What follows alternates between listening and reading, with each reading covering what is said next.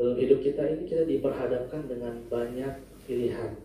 Ya, ketika kita mulai terbangun di pagi hari, kita udah bisa milih apakah kita segera bangun atau kita tidur lagi, atau bangun lagi, tidur lagi, ya terserah ya. Itu pilihan, saudara.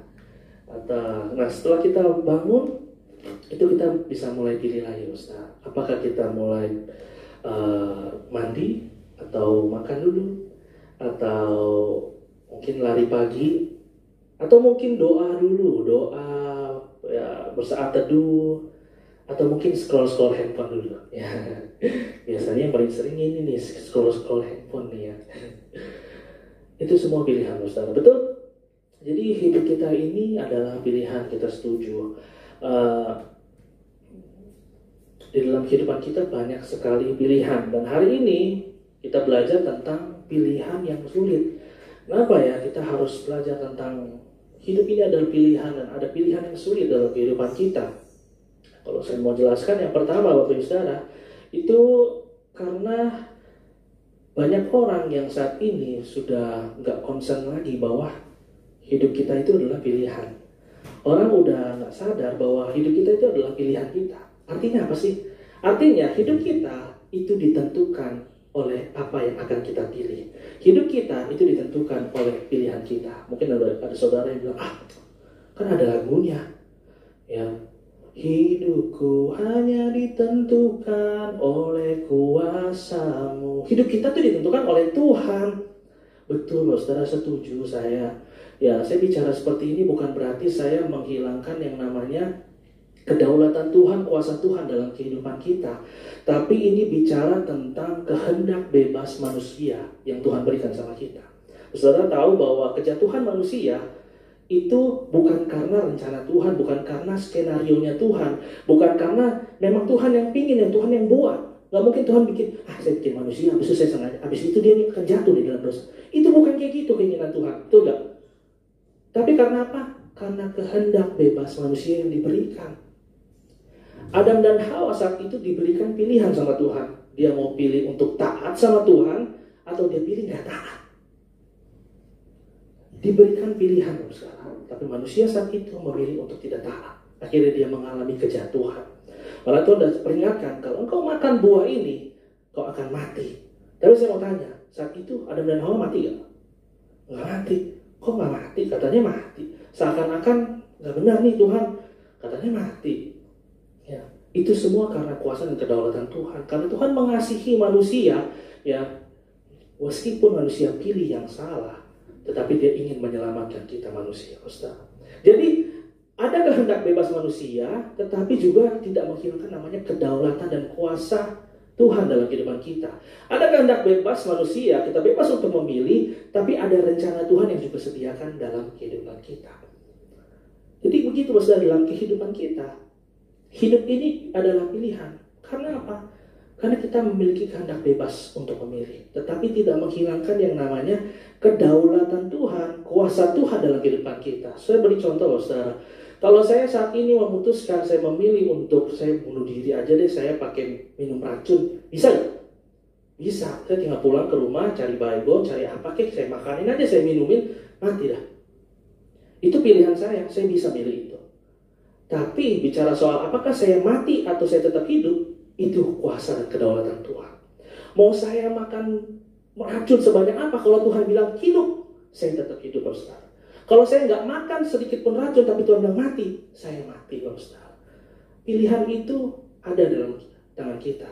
Hidup itu pilihan. Kita diberikan kehendak bebas. Kita bisa memilih, tapi juga tidak menghilangkan kedaulatan dan rencana Tuhan atas kehidupan kita. Dan ini yang harus kita pahami, saudara. Ini yang harus kita pahami. Jangan sampai kita lupa bahwa hidup itu adalah pilihan. Kalau kita lupa bahwa hidup itu adalah pilihan dan ada rencana Tuhan dalam kehidupan kita, maka munculnya apa? Nasib, takdir. Ya, ada orang, ada anak Tuhan yang masih percaya yang namanya nasib, takdir. Saya mau katakan, saudara, dalam iman Kristen itu nggak ada namanya nasib, nggak ada namanya takdir. Yang ada adalah rencana Tuhan yang penuh dengan damai sejahtera dan masa depan yang penuh dengan harapan.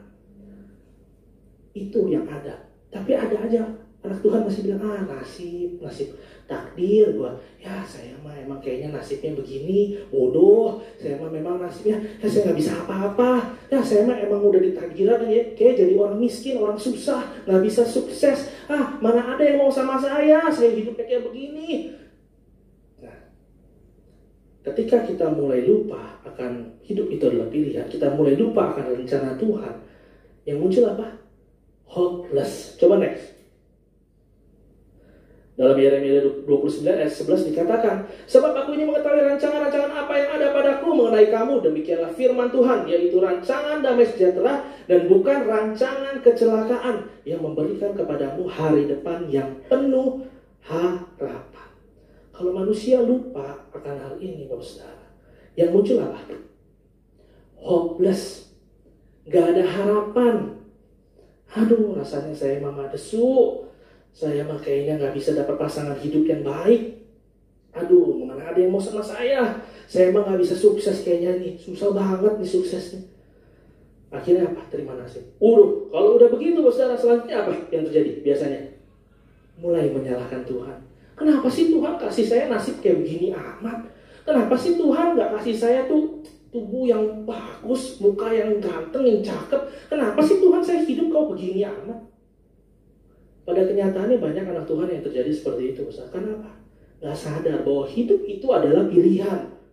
Kita yang memutuskan apa kita mau tetap terpuruk dengan apa yang terjadi. Dan kadang-kadang gini besar, apa yang terjadi dalam kehidupan kita, kadang-kadang itu pilihan kita.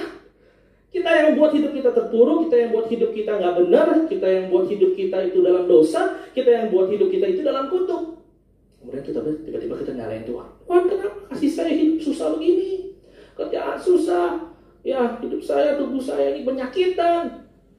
Padahal pilihan kita sendiri, makan berantakan, pola hidup nggak benar, dan lain sebagainya, Bapak Saudara.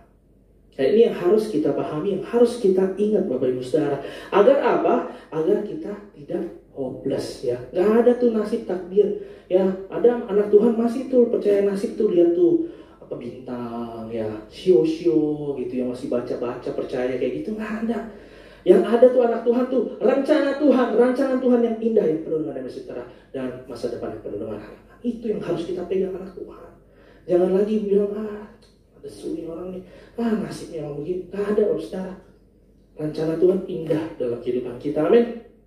Coba kita lihat. Ada satu tokoh yang sampai saya baca lagi aja, saya masih, luar biasa banget ini orang. Ya, Nick Vujicic, siapa yang nggak tahu? Udah tahu lah semuanya ya. Udah pada tahu lah ya. Tapi ketika saya baca lagi ceritanya, ini sangat benar-benar menyentuh hati saya. Di mana dia lahir nggak punya tangan, nggak punya kaki. Bapak Saudara bisa bayangin nggak sih ya masa kecilnya dia kayak gimana? Bapak Saudara bisa bayangin nggak sih masa remaja dia kayak gimana? Bapak Saudara bisa bayangin nggak masa ketika dia mulai dewasa itu kayak gimana? Kayaknya sengsara banget Bapak Saudara. Orang yang punya tangan, punya kaki aja, mungkin banyak yang sengsara, mungkin merasa, gimana dia? Nggak punya kaki, nggak punya tangan. Rasanya hopeless. Kalau kita baca kisahnya, dia mau coba bunuh diri berapa kali, Saudara. Ya. Tapi Tuhan punya rencana sama dia. Dia mau coba berkali-kali bunuh diri, nggak bisa mati. Kenapa? Ada aja yang nolongin dia. Sampai dia bingung, kenapa saya nggak boleh mati? Padahal dia merasa, nggak ada gunanya. Saya nggak punya tangan, nggak punya kaki, mau ngapain Tuhan? Saya nggak bisa apa-apa. Mungkin orang lihat juga, ini mah desu, ini mah mau ngapain lagi hidup gitu, kasihan banget hidup nggak punya tangan, nggak punya kaki, mau ngapain? Tapi Tuhan tetap punya rencana sama Nick Vujicic, betul kan? Kalau kita lihat, ya ketika itu si Nick Vujicic, ya jangan di next dulu dong. Kalau kita lihat si Nick Vujicic ini ya, dia ketika dia mau cerita dia bilang dia diperhadapkan dua pilihan. Dia diperhadapkan dua pilihan. Dia memilih untuk mengutuk hidup dia, atau dia memilih untuk bersyukur akan hidup dia. Dan apa yang dia pilih? Dia pilih bersyukur akan hidup dia.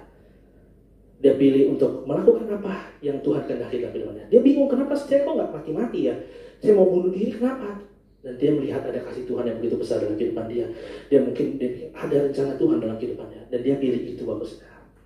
Begitu juga dengan kita. Hidup kita ada pilihan, Bapak Saudara. Ya mungkin Bapak Saudara melihat, gimana nih nasib saya begini. Percaya ada rencana Tuhan yang besar dalam kehidupan kita. Dan pilihan kita, apa yang kita pilih itu yang akan menentukan hidup kita. Nick Vujicic memilih untuk apa? bersyukur dan dia terus menjalankan kehidupan dia. Dia melihat rencana Tuhan yang indah.